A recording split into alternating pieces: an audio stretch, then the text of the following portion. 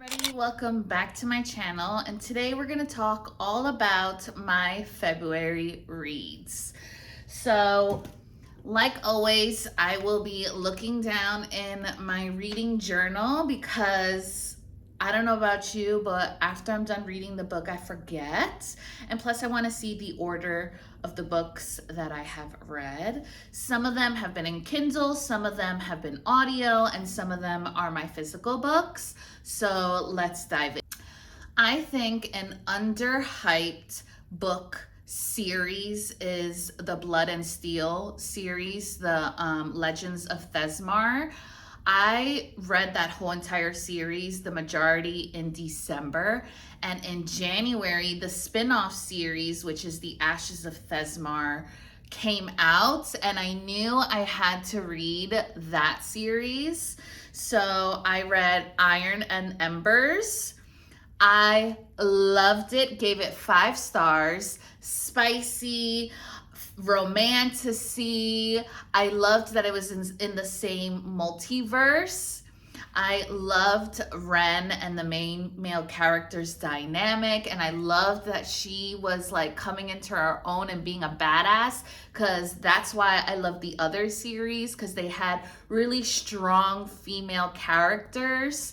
And it's not the typical like, oh, I don't know my powers or this or that, and like, help me, Danceville in distress. Like, no. Even though she might need some help, she's still a badass at the end of the day. I gave that 5 stars, loved it. I actually did the audio version, which was 17 hours and 9 minutes, and I gobbled it up. Gobbled that bad boy up.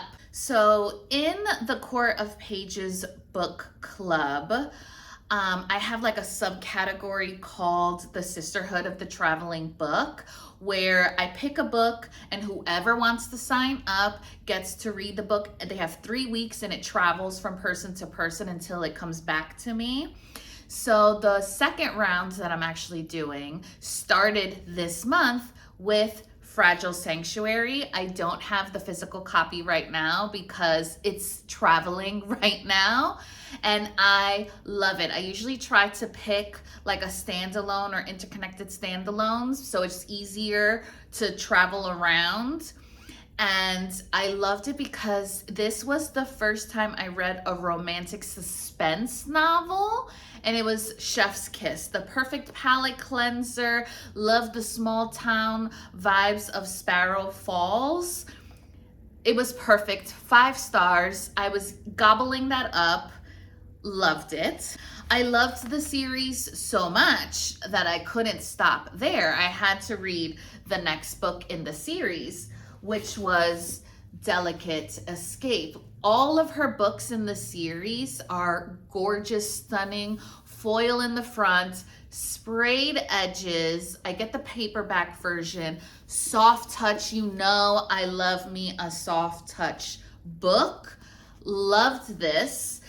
This was Shep's Whole World. And again, interconnected standalones. So if you didn't want to read the first one, you could just jump right into the second one. The characters do make some cameos. I devoured this book. I read this book in how many days? In a day.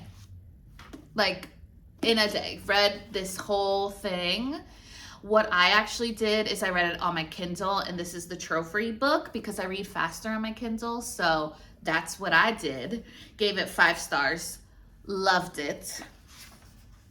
Then I read Phantasma for a book club that I am currently in.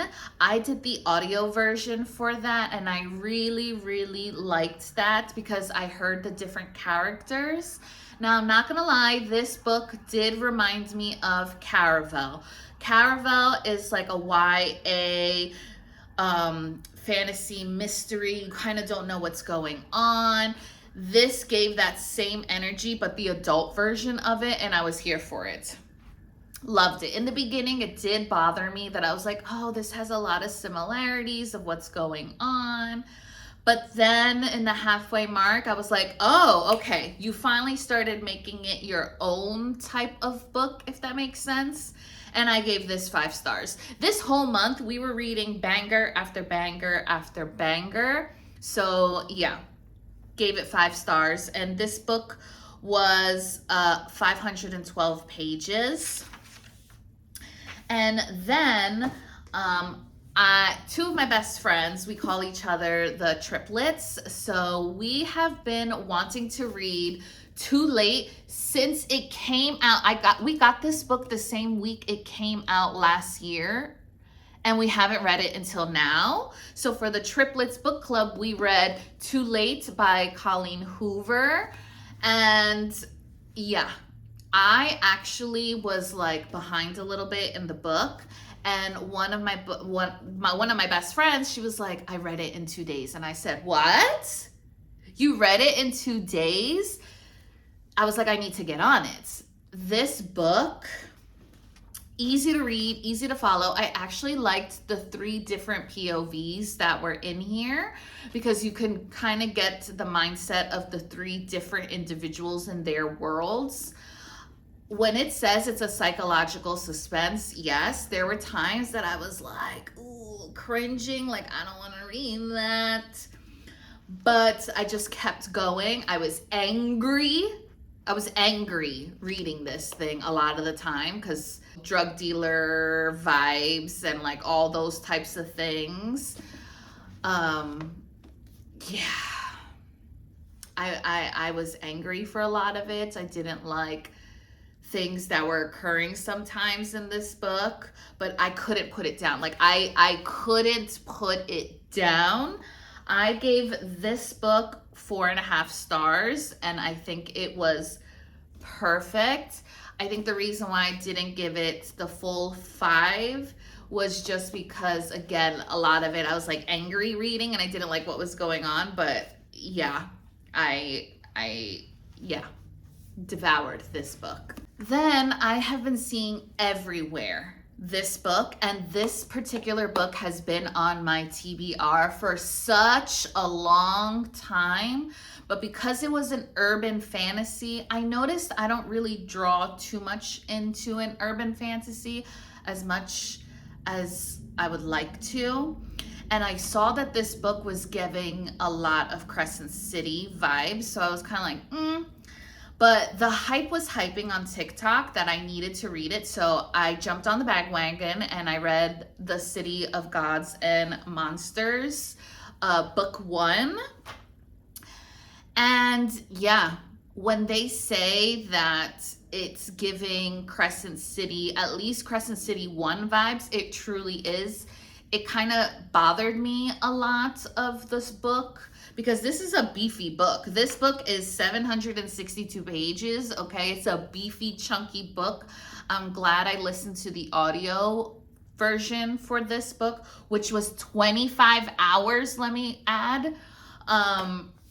A lot of it bothered me because it was just like, oh, this is just Crescent City, just like spicier and like darker, you know, but very much that type of vibe.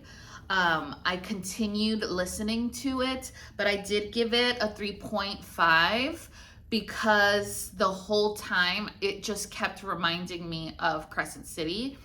And a lot of it was like filler, I'm not gonna lie. Like, I think that they didn't have to keep repeating the same things over and over and over again. Like, let's cut to the chase.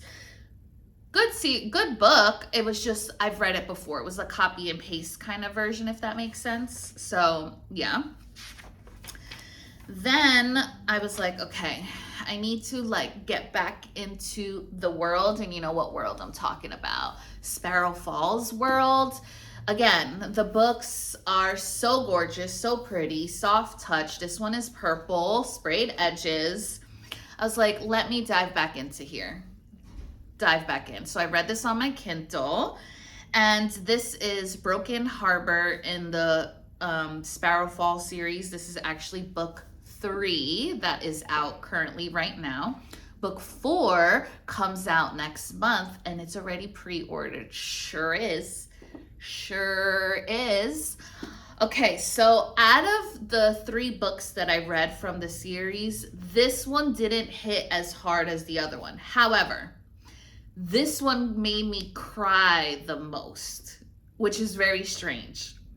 So I feel like there was like more suspense in the other 2 books.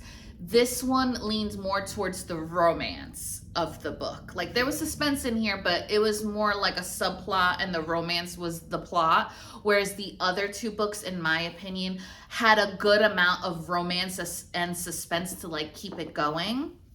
So even though I loved this book, I did give it a 3.75 because I wanted more, like the suspense part. I feel like the suspense part didn't hit until like the last 50 pages, if that makes sense, versus like it needed to be more suspenseful in here. But still love the series. And again, I already have book 4 pre-ordered and I'm gonna read that one as well. So yeah.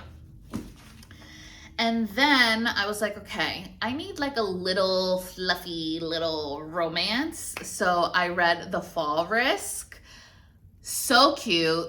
You finish it in like less than 2 hours, if that, because it's only 84 pages. It's a short story novel. It was so stinking cute. I read it on my Kindle. It actually officially comes out in March, but it was part of the Amazon free reads of the month, so I downloaded it ASAP, and I'm so glad I did. It's so stinking cute. It is about 2 of the main characters. They live in an apartment complex, and the stairs to get out of their apartment complex where the 2 of them live was taken down by mistake. The construction workers took the wrong set of stairs and now they're stuck there for the whole entire weekend. And you're learning about their dynamic, and not for nothing, it does give a tinge of romantic suspense in it because of the female main character. She has like things going on. I don't want to ruin it. So that was like a nice treat. I really liked that the main character works with trees, so he was talking all about the trees and tree puns. I was cracking up. The whole dynamic, the little found family aspect of it. You know, I love me a found family trope, and that was in there too. It was so cute. I gave it 5 stars. 5 stars. So stinking cute. And at this current moment, that's all the books that I read, but currently I am giving The City of Gods and Monsters book 2, this book, I don't know the name of it off the top of my head, a chance. I'm currently listening to that right now, but it is 33 hours long. Yeah. So I don't know if I'm gonna finish it within these next couple of days or not. But I'm giving that book a chance because, again, book 1 reminded me a lot of Crescent City. So I want to see, does it truly like venture out and make the book its own, or does it still stay in that aspect? Because there's 3 books out right now. The 4th one comes out this year. So I'm teetering if I want to continue the series or not, because not for nothing, but a goal of mine this year is I am not going to push through a series just because I started it. You know, if the book isn't booking and I'm getting that DNF vibe, I'm just done. Don't care. Standalones, duologies, series. If I'm not vibing with that series or book anymore, out you go. There's so many books, so little time. Why push through? That's not for me. Like, I'm done. So yeah, those were all the books that I read. So let's do a little recap. So in the month of February, I listened to this much. I can't do the calculations right now because you're on my phone. So I'm just going to put it right here, you know? So this is how much audio I listened to. And then this is how many pages I read in February. This short little month, that's how many pages I read, which is tripped out that all of that occurred in such a short amount of time. But yeah, what are the books that you read? Did you read some of the same books that I did this month? What is on your March TBR? Let me know down in the comments so I can put it on our never ending TBR. And don't forget to like and subscribe, and I'll see you in the next one. Bye, guys.